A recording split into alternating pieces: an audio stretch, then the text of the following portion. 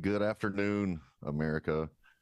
What a pleasure to be back with you at the America First Warehouse. Joe the Box, Teresa, Martin, Bill, we love all you guys. And it's just an honor to be here. For those of you who don't know me and haven't seen me in a while, my name is Shane Jenkins, the co host of Liberty's Cage with the wonderful Sarah Mcabee. I also host a show called Chestnut Checkers that I've kind of neglected for a while and trying to figure out my path and trying to find out what I'm going to do. But I think we're going to kind of make Liberty's Cage um the take all show. So you're gonna get everything from me and from Sarah Mcabee here on Liberty's Cage. And Joe the Box is always the man on the move and he's always doing big things. And so they've got an app coming out and I look forward to seeing what all that's going to do. But we're gonna try to be consistently on here. And it, for those of you who don't know, I'll just kind of rehash a little bit of my story. I'm a guy who did 46 and a half months in prison for January 6th, 1,418 days. And I've got so much memorabilia here at my house, and I was just kind of like looking around. And this is the flag that started it all right here. So, cleaners and got it. 2020 was the first election I ever voted in. I had been in and out of trouble my whole life. I had some struggles as a teenager, found out I was adopted, and it really messed with me. And then killed my stepfather in self-defense and when I was 20 years old, and carried the guilt and shame of that for many, many years and tortured myself with that. But in 2016, I gave my life to Jesus Christ, and that's where my politics sprang from, was from biblical principles. And I really started to see the value of the unborn. And that's really kind of what dictated my path to conservatism. And so, but, I voted in the 2020 election, first one I voted in Texas early, and watched the election be stolen in 2020. And I think the more it goes on, President Trump has been truthing and tweeting and this and that about it. Just the other day, talking about how the 2020 election was stolen. And so I did go to the Capitol, and I did carry, they told us that BLM and Antifa were going to be dressed up as Trump supporters. So I did carry the SOG Special Operations Group Tomahawks with me to the Capitol, not because I wanted to overthrow the most powerful government in the world with some hatchets, survival hatchets or tomahawks. I probably watched Braveheart too many times, but I also wanted to be able to protect, myself and the men and women around me. And, there had been people stabbed in DC before. And so, but they took that as saying, well, you pre-planned to go overthrow the government.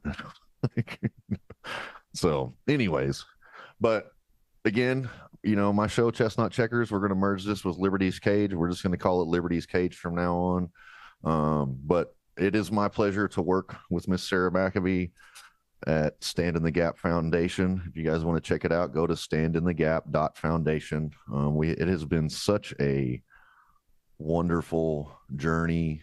I thank my mentor from Charm Prison Ministry and Jesus Christ for showing me what service is, like serving people in our community who have needs, whatever they are, is where I get to serve people I care about and that I love. I don't always have to like the people that I serve, but I get to.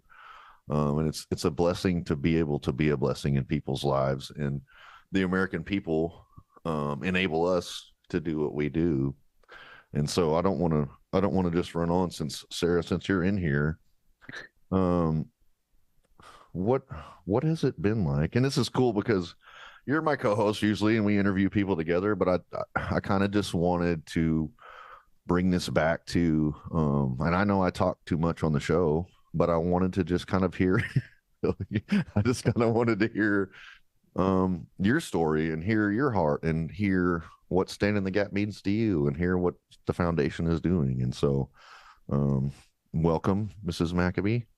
It's a pleasure to have you here, and you have the floor, ma'am.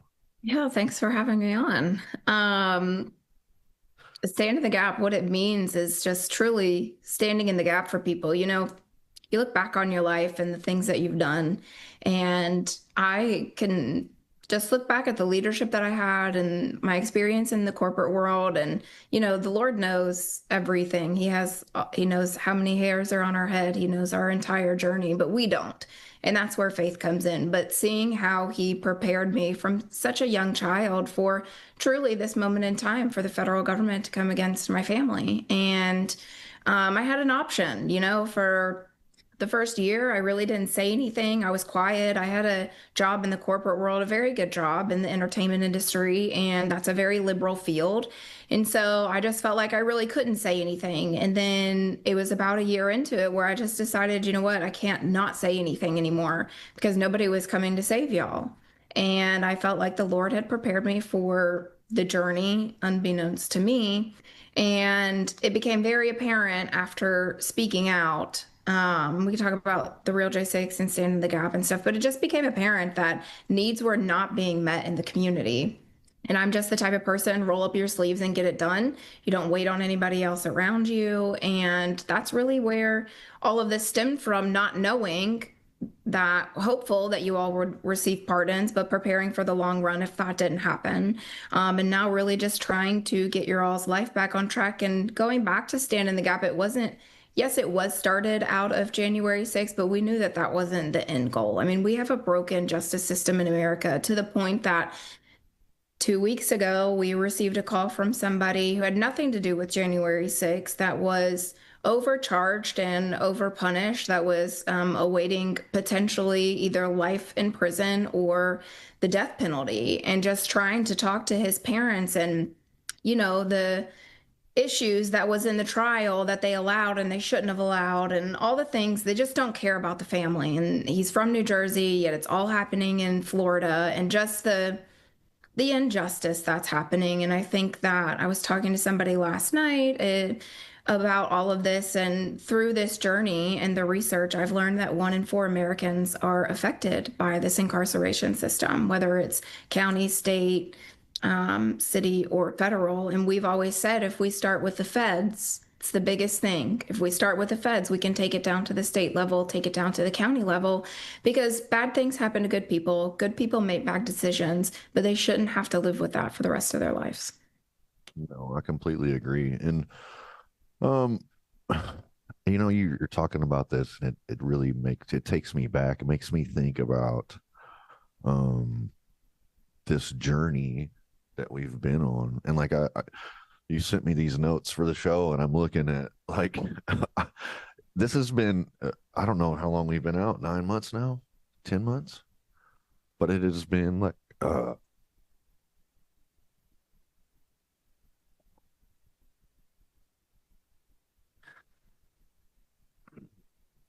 it has been a roller coaster of a journey. It has been the most phenomenal time, and it's been probably some of the hardest months of my life. um And why is that? Because you say all the time to people that, you've done hard time before. You've done, you've lost family members and all kinds of things in your time previously. But this time getting out has been so different for you. And we won't go into like any of the details and whatnot, but like I just want the American public to know that this is an everyday challenge. This isn't something President Trump, with the stroke of his pen, got you all out of prison, but literally nothing else has happened from the federal government. And so, like you said, there's some really good times, and there's also been some of the hardest times that these people have had to deal with, not only over the last 4 years, but the last 10 months.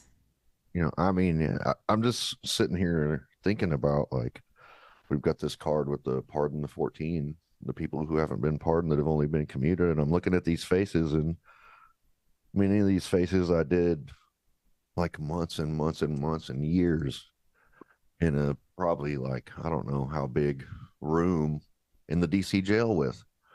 Were denied everything, were kept in solitary confinement, watched people get beat by the guards, sprayed by the guards, dragged to the solitary, to the shoe, to the hole. Loved some people, hated some people, like, you know, and we buried Bart. And like, I just think of all these things that it just seems like everything cuts so deep right now. And I don't understand it really. It's, you know, I've been blessed to rebuild my life, and it's a wonderful thing, but it's also a very difficult thing. And it's difficult to watch my friends. Like, I look at these people who are mostly veterans, law enforcement, Marines, Army Rangers, whatever it is, Jeff McKellop, Special Forces, like these people who are good people who are suffering, and trying. Everybody's on their own journey, and some people are doing better. Like, you might think, oh, this guy really had it all together and he's like a train wreck right now, or this guy was a train wreck in jail and couldn't get along with him and he's doing great. Like, and it's a beautiful journey of life. And maybe I'm getting old and sentimental is maybe what it is, you know. Maybe I got low T or something. I need to get some testosterone or something. Probably should get some sponsors for that. If you got a testosterone problem, get us a sponsor, Joe the Box, please. We're getting ready to go to commercial break, but when we come back, we'll talk about kind of what the direction of the foundation is, and maybe some of the things we've already been able to do. Like, we have done some wonderful things, and it has been a pleasure. It has been a challenge, but it has also been a pleasure. We thank you guys for tuning in to Liberty's Cage with Sarah and I today, and we'll be back right after these commercial messages. Thank you. The America First Ultra MAGA store. For all your MAGA needs. We sell t-shirts, tumblers, flags, hats, sneakers, bumper stickers, and a whole lot more. The most patriotic America First retail store. The America First Ultra MAGA store. Gold and silver, it's God's money, and we all need it. Unfortunately, the whole precious metals industry is rigged in favor of the wealthy people. In fact, it's so complicated that 95% of all Americans don't own any precious metals.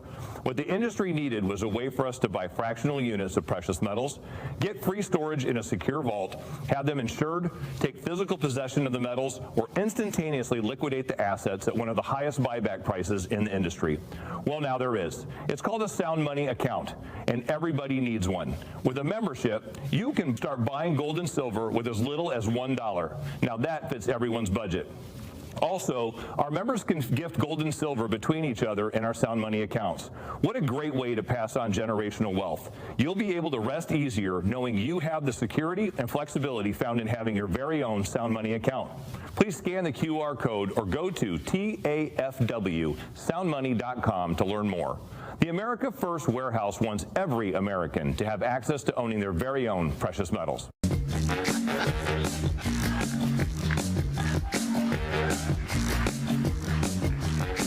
Live from Studio 6B on a Friday night, live at the America First Warehouse. Live at the America First Warehouse on a Friday, Real America's Voice, all across the country, 103.9 LI News Radio, all across your radio, Suffolk County, Long Island. Glad you're in.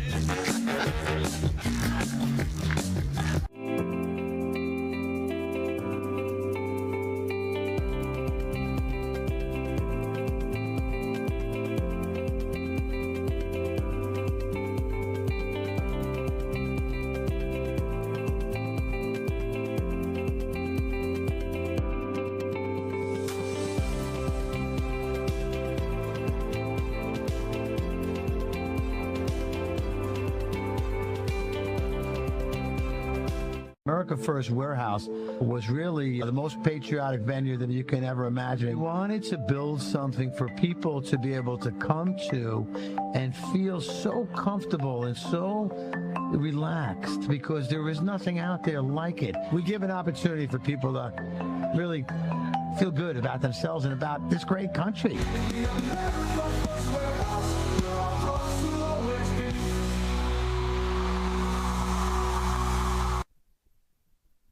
Welcome back, everybody. Shane Jenkins here with Liberty's Cage, with my co-host who's taking the day off and making me do all the work. So I've got to bring the show back, take us out of here. You're doing a good job. I mean, sometimes Maybe we should just put that on your job duties. I know that list is so long. I do all the other work around here. So, but I'm sitting here thinking and looking at, I want you to know that I appreciate you and everything you do and all the hard work that you put in and the hours and the phone calls and the emails that I don't do and that you are excel at. But I think about like this creation that we have was started over 2.5 years ago. I think while I was in prison, I cast the vision for it inside and you implemented it on the outside. And it's crazy that I've been free like 10 months and we've been walking in this, and it's really amazing that the foundation is really, I feel like just like starting to gain some momentum. You had a wonderful Rolodex and had made some really, really good relationships while I was in, testified before Congress, stormed the Capitol with Mickey Whithoft and kicked down doors of Speaker McCarthy and everybody else in the Capitol, and had like 30 conversations with 30 different congressmen or their staff. And, really just were advocating for us to be released and for them to release the footage and, all that stuff. Meanwhile, we're casting the vision for years down the road, not knowing what this journey would look like, but trying to put something in place that is beneficial for this community. And I really feel like we've done that. I feel like we are excelling at that. And so that kind of started with the Real J6, which you can go to the realj6.com. We probably need to update some of our t-shirts and stuff like that. We have some funny stuff on there, but we started with the LLC, the Real J6. If you go to the realj6.com, and it was kind of a place where we were doing a regular newsletter to get people's stories out. And, so people could have their voices heard, so people would understand what it was like, what we were going through, the difficulty. I really think that it was like a call to action. You know what I mean? At first, it was like Twitter Spaces that you guys could call out, and people were like, oh my gosh, they're calling out from jail. We've never heard them before. We've never heard their story. And so we just, every 15 minutes, somebody was on the phone telling their story on Twitter Spaces. And it was like pretty incredible, the momentum that the Twitter Spaces were gaining at the time. We'd have people come on there and ask you all questions, and we would make sure to sing the anthem with you all. And there would be thousands of people listening. And then you would have people every so often that hopped on, somebody like Grant Cardone, where it was like you get to talk to him and he was telling his kids about what was going on. And then, it was just a community. And I remember putting the newsletters together, and it was where people were going because people were being shipped out and they had no idea where they're going. And so it was like a way to keep the community included with what was going on, not only the call to actions when something would happen in the jail, but it was very much a resource for family members and January 6 defendants in the community before anybody wanted to touch you all, really. No, for sure. There were some very, very dark days in there. And then, we raised money for Operation Love Wins. 2 years with no visits, and then we finally did get visits after Troy Nels came to see us and brought the director into the pod with him. A lot of people don't know that story. So you had been writing grievances for a very long time. Other people were getting visits, video visits, and you all were denied everything. So will you tell the audience, walk them through kind of that story? Because that's truly how Stand in the Gap started, was when Operation Love Wins was born. Yeah, so they denied us under the guise of COVID protocols the mayor had implemented selectively, albeit at the jail. They said we couldn't have visitation because the COVID could kill, the rest of the jail, or could kill our family members or whatever. So, and the majority of us objected to the COVID vaccine just under the premise of religious exemption. the vaccine was formulated from aborted fetal tissue, which goes against my religious beliefs. And the same thing, the Muslim community in the jail was allowed to use a religious exemption. And so what people don't understand is we would go to medical. We were separated from all the rest of the inmate population. It was just January 6ers in our pod. But we would go to medical and they would have the regular inmates across the hallway from us, and through bars we could talk to them and would be like, hey man, are y'all letting y'all get a religious exemption? Are y'all getting visitation? Did you get vaccinated? And they loved the Jan 6. They're like, Jan 6, yeah. They're like, hell yeah, you guys took it to the government, F them or whatever. And so we would have these interactions with these people, and they were like, yeah, no, I'm a Muslim, and I told them I have a religious objection to getting the vaccine, and so they let me go to visit. They let me go to the barber shop, and to go to the barber shop, that means you got to get your hair cut. You also got to use the fingernail clippers while you were down there, and they were denying us all of that. So we didn't get to go get a haircut for over a year. We didn't get fingernail clippers for over a year, until finally I'm like, how difficult is it for you to bring a set of hair clippers in here and let us cut our own hair? How hard is it to write a policy, or to, if somebody had any common sense, would have been a very easy problem to fix. And finally they did do that. But they also denied us visitation with our families for 2 years. The Muslims got to go to the mosque and pray 5 times a day.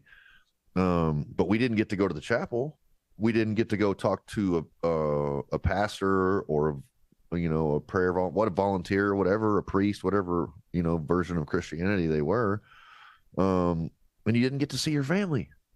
And some guys even took the vaccine so they could get a visit with their family, and then were still denied a visit with their family.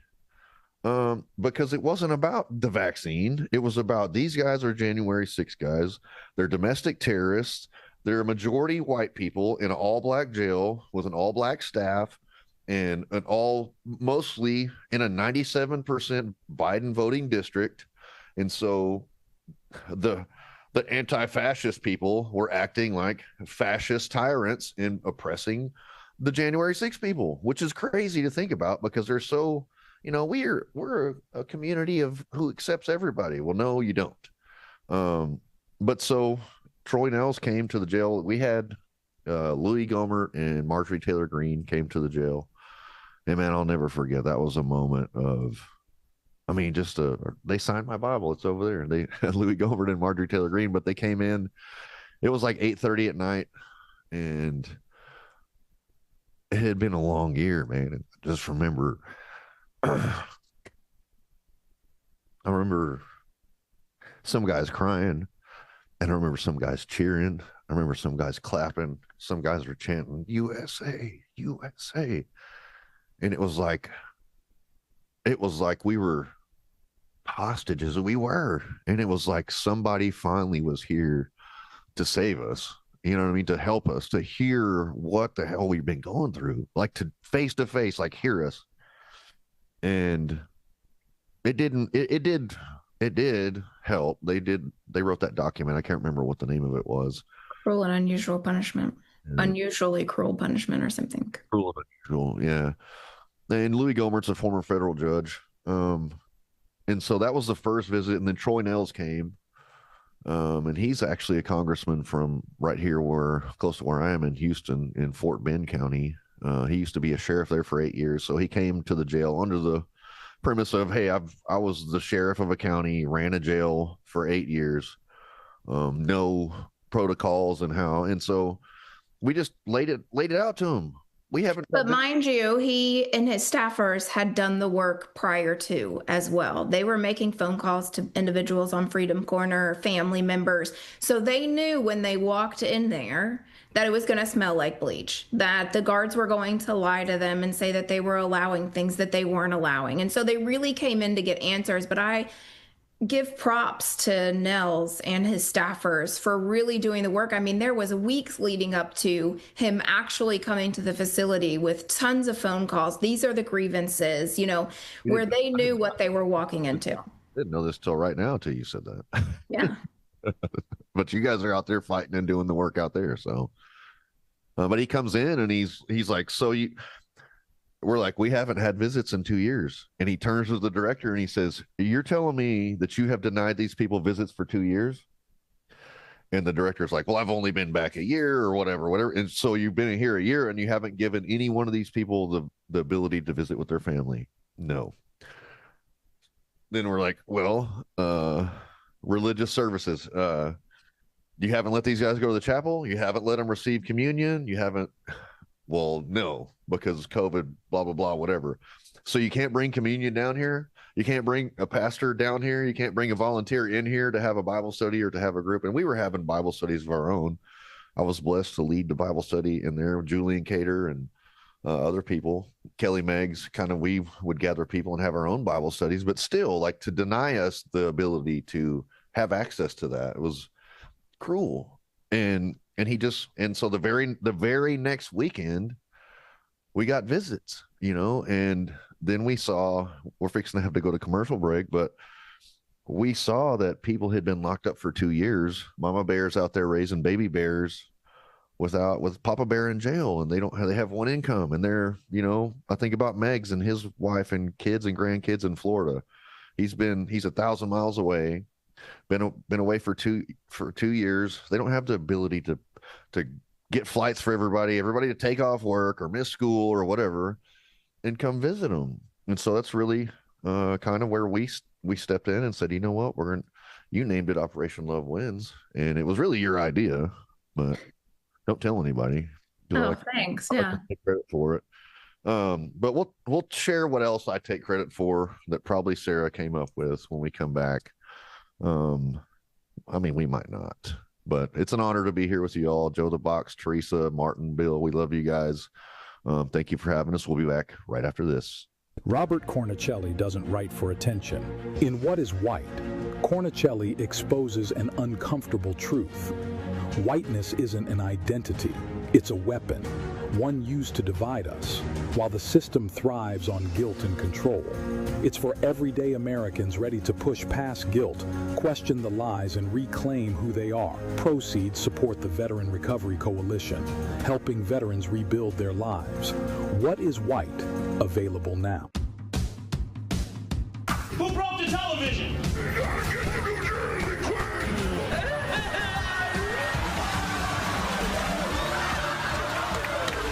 Can we laugh at that? Sounds a little mean. As of this month, public gay sex will now be mandatory. Parts. Am I the only one that sees his lips move? Cheekbones, baby. I'm sorry, maybe I overreacted.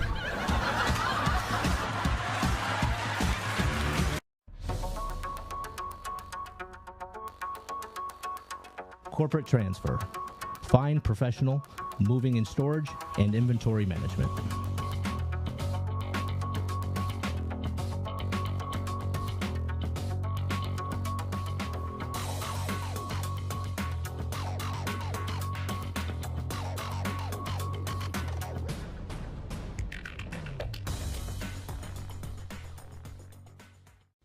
Hey, fellow patriots, it's Cindy Gross here, host of Right for America, from your favorite place, the America First Warehouse.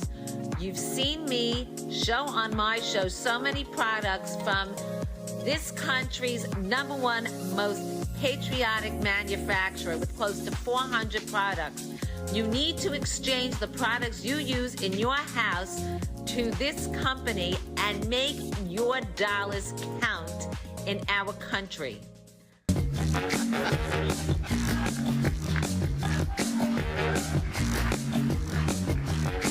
right, live from Studio 6B on a Friday night, live at the America First Warehouse. Live at the America First Warehouse on a Friday, Real America's Voice, all across the country, 103.9 LI News Radio, all across your radio, Suffolk County, Long Island. Glad you're in. It's me, Joe the Box, the America First Warehouse, most patriotic venue in all the land. The America First Warehouse, a beacon for all to see, a symbol of unity. For the patriots of America, we stand tall and free. The America First Warehouse, where our hearts will always be.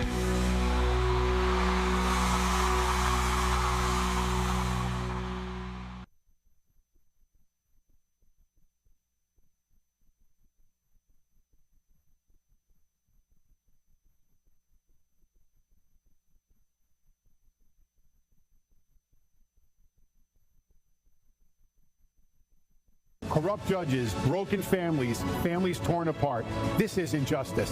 If you've been wronged by the system, join us. Don't stand alone. Hi, I'm Gary Jacobs, president of Americans for Legal Reform. We're the oldest legal reform group in the United States. The justice system in the United States should be transparent, fair, and open to everybody and accessible. Unfortunately, many times that's not the case.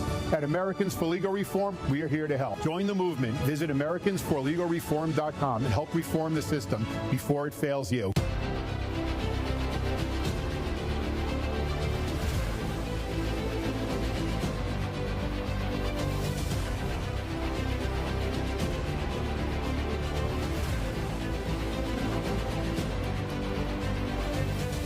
Hi, my name is Elena Ruseva, aka Megalangela. Please check my art at www.megalangela.vip.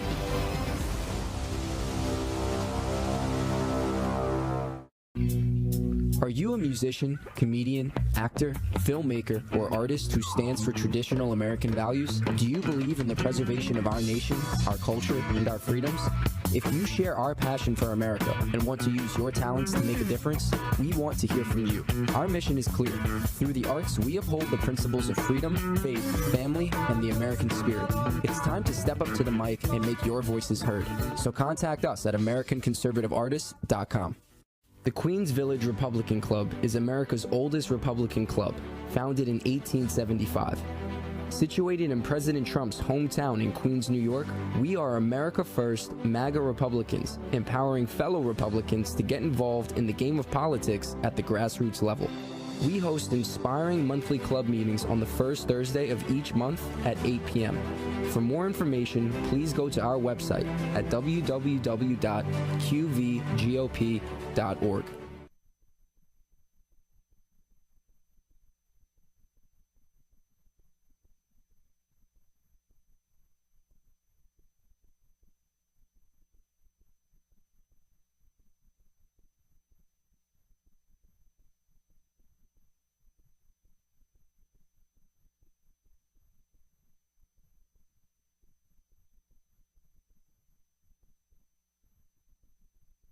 We realized that, people didn't have the resources to get to DC and much less for a 1 hour visit on a Friday, on a work day.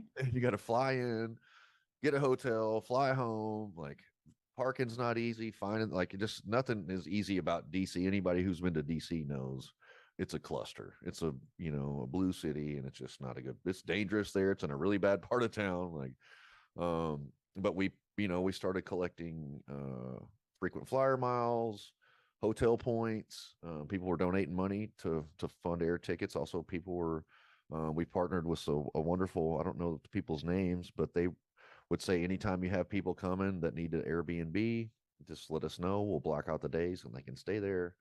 And I kind of want to say that, like, we have such a wonderful support system. Like, we have a community of people from all over the nation, but also all over the world, really, who've supported us. And I don't want to mention too many names, but there's some wonderful people like Mickey Wethoff, Nicole Reffett, Dwight and Lily. Yeah, Dwight and Lily, like Don and Donna from Cowboy. Rebecca. Man, there's so many. We could probably sit here and just name people for the rest of the show, but they made it happen. We just formulated a plan and really created a bucket for the funds to go in, and so we could make sure that they got the people to where they needed to be. And I always tell the story, and I always get emotional about it, but seeing Billy Cressman's little girl run and jump in his arms and just say, "Daddy," like, it never. I just knew that we were doing something that was worth doing when I got to see that, when he hadn't seen his kid in over 2 years. And I'm in the visiting with one of the volunteers who's like, people would just sign up and say, "Hey, Shane, we're going to come see you this weekend because we know your family's so far away, but they're local, Virginia or DC or whatever." And I'm sitting there and I get to watch that little girl run into Billy's arms, and man, it just was something that was phenomenal. And so it has guided the rest of this journey. And there's moments like that just really let me know that this is worth doing. I'm sitting here looking at, and I believe it's Gene Dickinson, right? Yeah. They gave me this flag, and I don't know if I'm holding it up the right way. But this is from Manila, Utah at the rodeo. And they've really helped stand in the gap. But I mean, just I think it's important that people are doing their part, right? Everybody like fighting the federal government. I can't tell you that was I was terrified but unafraid to fight the federal government. And I know that that is, you look at the military and, you know, you have the front lines, but you have the nurses, you have the cooks, you have the medics, you have the pilots, you have everything in between because it truly takes a village. And that's how I look at like how we have been able to move the football is, you know, we don't have to have these donors that completely fund. I mean, this was privately funded for a very long time until people were unafraid to open up their checkbooks, you know? And so it was like with Operation Love Wins, it was like you didn't have to give money. If you were a corporate traveler and you had so many miles that you were never going to know what to do with, or hotel room nights, that was their way of giving, right? People were volunteering. People were writing to you all through Patriot Mail Project. There were so many things, people opening their home via Airbnbs. It was like, that's truly what has moved the needle in this is people just doing what they are capable of doing because everybody has a spot here. Yeah. I mean, the grassroots is like, I mean, this nation is, people don't understand the power that they have, not only in their love and their giving, their support, but also like this nation is our nation. That's what these people in DC forget. Is like we lend them our vote, and they've betrayed us for so long.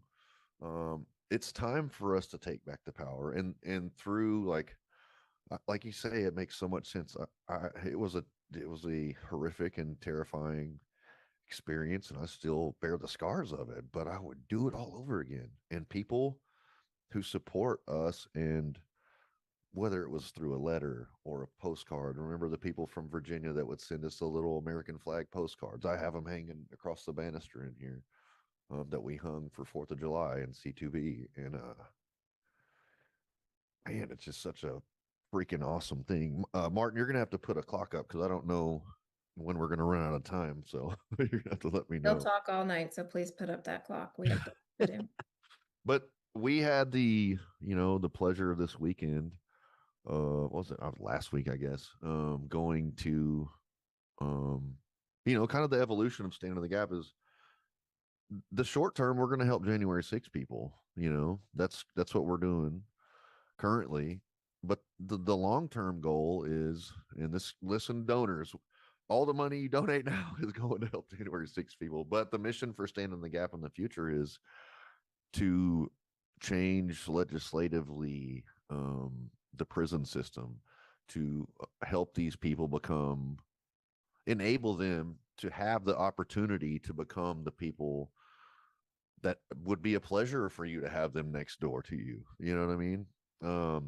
And so we got to go. I got some things here. I got what is this? A double stitched water buffalo, right? Water buffalo belt. Yeah, I got this this is inmate made from the Angola prison rodeo.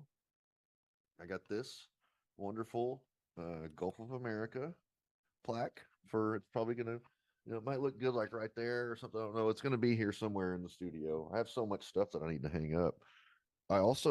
We have if you want to, I don't know if you want to let Martin roll some of the video before we go, and then maybe we'll come back with some too. Yeah, for sure. We can start with that. Okay. We bought these awesome cornhole boards that are American flag. They're lacquered, like a tan and brown American flag with "We the People" across it, and it was just like, oh, these are awesome. It costs more to ship them home, I think, than it did to buy them. But it was just a really unique and special experience. Like Angola prison is a really, really bad prison in Louisiana. And a lot of people don't know. My adopted dad has been to prison. Oh, there's the video right there. Here in the historic Angola prison. the one of the guys who made these awesome cornhole boards. I don't know who that other guy is. Being the Patriots that we are, we're going to have to go ahead and get these. Probably the person behind the camera looks I don't know how I'm going to get them home. I flew down here. I'm not taking them on the plane as a carry-on. But yeah, I mean, we got to see. I mean, some of the stuff we saw, those guys were getting brutalized by those bulls. And I mean, they're getting paid, but good Lord, when we come back, I'll put a TikTok up, and this guy got scorpioned by a bull, and man, it hurts my back to watch that video. We got one segment left, and we haven't even talked about anything yet. I feel like all the time we're running through our show notes and we're like, all right, what are we going to talk about now? And now it's like, we're almost out of time. and now we need more segments. But I think too, like going back, like the reason, I mean, Angola, we can go into like the history of it all, but it's the last standing prison rodeo in America. And, one of the questions that we had before we went down is why, why did Texas and Utah and I mean, we were talking to a sheriff out in Utah, and that's the first thing he said to you when you said that you were in Louisiana at the prison rodeo. He said, yeah, we used to have that a long time ago, and the states have taken it away. And I think it's just part of, what they do to you all to make you all not feel human, and after we walked there, we had so many questions that we asked Rock to get more information on. And it's like, for me, it's like, why can't other states go back to this? Yeah. We'll come back to this when we come back after this break. Thanks for tuning in to Liberty. The America First Ultra MAGA Store. For all your MAGA needs. We sell t-shirts, tumblers, flags, hats, sneakers, bumper stickers, and a whole lot more. The most patriotic America First retail store. The America First Ultra MAGA Store. Gold and silver, it's God's money, and we all need it. Unfortunately, the whole precious metals industry is rigged in favor of the wealthy people. In fact, it's so complicated that 95% of all Americans don't own any precious metals. What the industry needed was a way for us to buy fractional units of precious metals, get free storage in a secure vault, have them insured, take physical possession of the metals, or instantaneously liquidate the assets at one of the highest buyback prices in the industry. Well, now there is. It's called a sound money account, and everybody needs one. With a membership, you can start buying gold and silver with as little as $1. Now that fits everyone's budget. Also, our members can gift gold and silver between each other in our Sound Money accounts. What a great way to pass on generational wealth. You'll be able to rest easier knowing you have the security and flexibility found in having your very own Sound Money account. Please scan the QR code or go to tafwsoundmoney.com to learn more. The America First Warehouse wants every American to have access to owning their very own precious metals.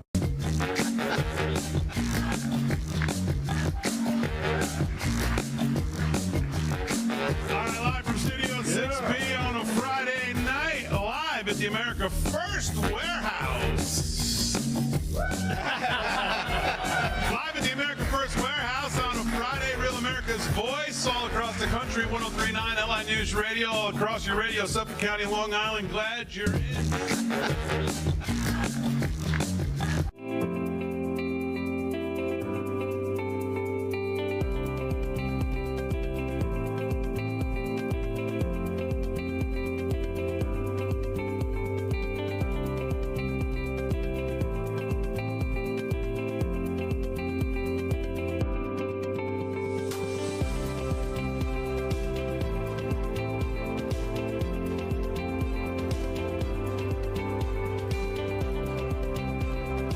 America First Warehouse was really the most patriotic venue that you can ever imagine. We wanted to build something for people to be able to come to and feel so comfortable and so relaxed, because there is nothing out there like it. We give an opportunity for people to really feel good about themselves and about this great country.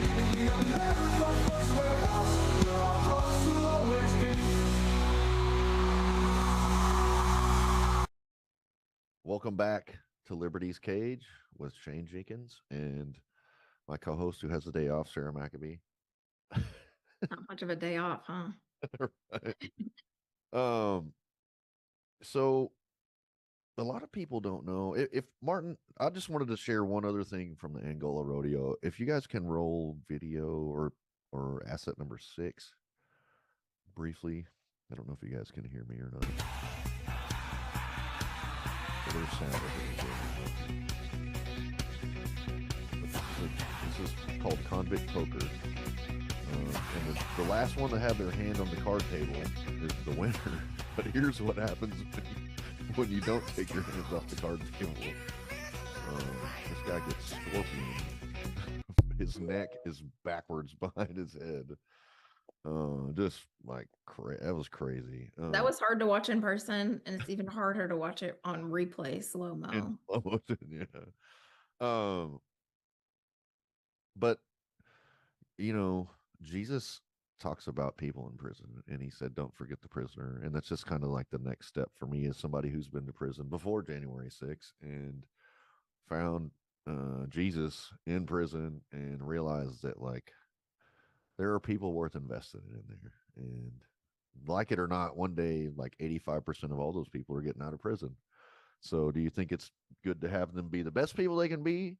Or do you think it's good to have them on drugs and in gangs and committing acts of violence while they're in prison? So when they get out, they're more conditioned and seasoned in that field? Or would you rather them be somebody who's a good neighbor? So that's kind of what we're going to do. I think so too. I mean, going back to the statistic that 1 in 4 Americans are affected by the system, they just don't talk about it. It's not popular in the Republican conservative arena at all. But I also think like we talk about it unapologetically because it was persecution at its finest. But I think that people don't talk about either their experiences or a loved one's experience because it's embarrassing to them. But it's like, just because something bad happens, it's the aftermath. Like I've said forever for January 6th, before the political tide turned, was okay, let's not talk about January 6th, but let's talk about from January 7th on, because these are people, pre-trial detainees that are held without bond, not given visitation, not haircut clips, no, and these are constitutional rights. And if you go back to our constitutional rights, they are human rights, but they are God-given rights. And so I think that it's our job as Christians and Americans to change the stigma for conservatives and Republicans to look at our incarceration system, because we incarcerate more people per capita than any other country in the world and have the highest recidivism rate. Yet America is supposed to be this beacon on a hill, this light for the rest of the world. Yet we can't even treat our own citizens. And now you're wearing a scarlet letter because your punishment doesn't stop when you walk out of prison. Your punishment doesn't stop when you fulfill your probation. You can't vote. You can't have your firearms. And I believe that our Second Amendment says shall not be infringed upon. But I think that those are really big things that need to be changed legislatively. You're going to hurt some people's feelings if you keep talking like that, Sarah. Well, bring it on. We need to Wouldn't be the first time. Before Congress again. So a lot of people don't know this, but there are at least 14. There's another person we've added to the list, but if you go to standinthegap.foundation/restore justice, you will see some bios and some backstories on some people who have not been pardoned by the president. Like they were released from prison, their sentences were commuted, which means they still have the scarlet letter. They still have, and most of these people had never been in trouble before. I don't think any of these people had ever really been in trouble before, and were not pardoned by the president. They were commuted, released from prison, so they still have a felony.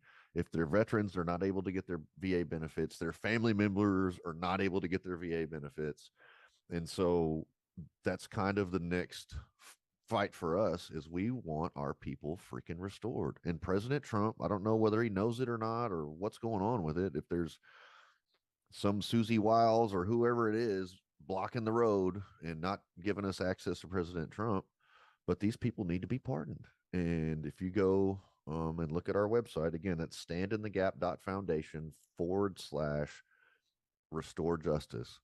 And just see what we're kind of doing there. We're putting together some events. We had to push one back that we were going to have in Pensacola, but I think we're going to move it down the road, and it's going to be bigger and better. Some might say the biggest, and the bestest. but it's going to be fun. There's going to be some good speakers, and I'm looking forward to seeing the guys. It's always, and I say this a lot, but it always, my heart hurts from what I've been through, but always a little piece of it heals when I see my J6 brothers and sisters. And so I'm looking forward to that.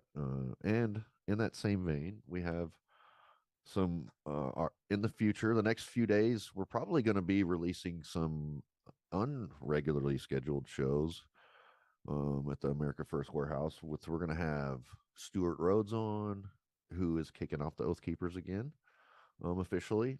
And you're going to have Robert Morris, who is starting a media production company called Lego Man Productions, to take back the culture of being patriotic, of a man being a protector and a defender, and promoting Christian values, good morals, and not feeding into this pedo wood, Hollywood, disgusting DEI, transgender ideology, whatever it is, forcing that stuff down our throats. It's going to be wholesome, good, patriotic, historical, American, Americana. And so we're looking forward to that. We also have David Dempsey, a guy I did a lot of time with in the DC jail, who's responsible for the Dempsey Doodles. People don't know what those are, but maybe whenever we get him on, I'll make one and show everybody what it's like. It's probably a billion calories and so much sodium you'll have a heart attack if you eat one, but it's what we used to enjoy doing in the DC jail. Your next venture should be prison cooking shows. I'll be like Martha Stewart. It's like astonishing what you all make in prison, honestly. Gosh, it's all sodium and carbs and just horrible for you. So, what do you want to add, Sarah? Like, I just want to know kind of how has this journey been for you? Because you have a totally different perspective from me as for the foundation and where we're headed, and the people who are walking with us. And so I want to hear that. I want to give you. I just encourage people to pick up their sword. We are living in a time that it's not about the last 4 years, 8 years, 12 years. It's about the next 250 years. And what kind of legacy are we going to leave behind? I just think about, everybody knows about our founding fathers, but what about our founding fathers' wives and mothers and children and what they went through? It was only 3% that decided to rise up against what was happening over in England because everybody else was too comfortable. And I say this all the time, until it personally affects you, you're going to do nothing about it. But by the time that it does personally affect you, it's going to be too late because now you're relying on somebody else to do something. And like the empowerment of what one person can do. I mean, you go back into the Bible and it says faith the size of a mustard seed. I don't know if you know how small a mustard seed is, but it's about the size of the point of a pen. And that's all it really takes. Because our country is at stake. Like, even though President Trump is in and the administration, there are people around President Trump that we can't trust. We won't name names, but everybody has questions around them right now. And the pendulum swings both ways. So if we don't fix things, legislatively fix things, I love President Trump's executive orders, signing them left and right. I'm all for it. But if our do nothing government gets back in and does nothing, Congress does nothing, then the next president that comes in, the next stolen election, because we haven't fixed our election systems, is going to come in. And I promise you, people like you and I are going to be sitting on boxcars. And then it's like, we're going to sit there and question, why didn't we fight harder? Why didn't we do our part? And I just encourage that people, if you don't know your part, pray about your part. Get involved in your local community. We met somebody at the airport the other day who's the leader of his Republican club, and he's doing what he can out in California. And all that was a conversation started because he was wearing his hat. Don't be afraid to wear your paraphernalia out in public. It's really good conversation starters. But I want, if any January 6th defendant is watching this, former January 6th defendant, or loved one, or someone I don't want you to feel like you're alone. I know that we usually fight our battles alone and we have to put on this front because everybody's still watching to see what happens. But you're not alone in this. Everybody's journey is different, but it's still the same. And so feel free to reach out to us at Stand in the Gap. That's what we're here for. We're not just this organization to throw money at people. We want to help restore people's families, their lives. You know, we've done some really good things through Stand in the Gap. As right before President Trump signed pardons, we gave $40,000 to the Road Home Project in Texas for them to build tiny homes where individuals have been living. We've just recently helped somebody get an RV to live in because he had to move across country to start a new career. Since the pardons, we've given over $25,000 to legal aid for individuals that are still fighting their cases. Our Lifeline Fund alone, helping with emergency funding from rent, groceries, whatever last minute bills, you know, that people can't make because of jobs or whatever. We've given away over $50,000. In the last month, we've given away 10. We've gotten people vehicles. Like, all of this stuff is great. We absolutely want to celebrate our wins because you, the American people, have made this possible. But in that same breath, there's 1,600 families that are still suffering every single day because justice has not been served yet. And it is our duty to do our part. I don't care if you can give $1, $5, $500,000. I say all the time, someone could stroke us $1 million check and we would find people in need for that.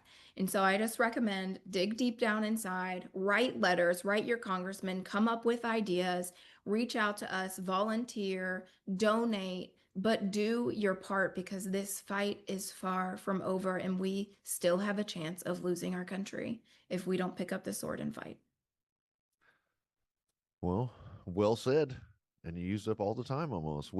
Thank you all for tuning in to another episode of Liberty's Cage. We will be back, and you'll probably see a lot more content than you probably want to in the next few days. Thanks, Joe, Martin, Bill, Teresa, for having us on. We love y'all. God bless you. See you next time.